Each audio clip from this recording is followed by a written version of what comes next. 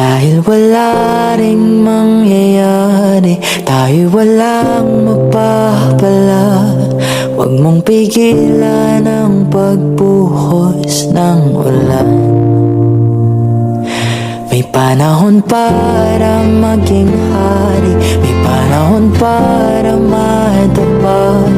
Dahil ang buhay natin ay sadyang ganyan.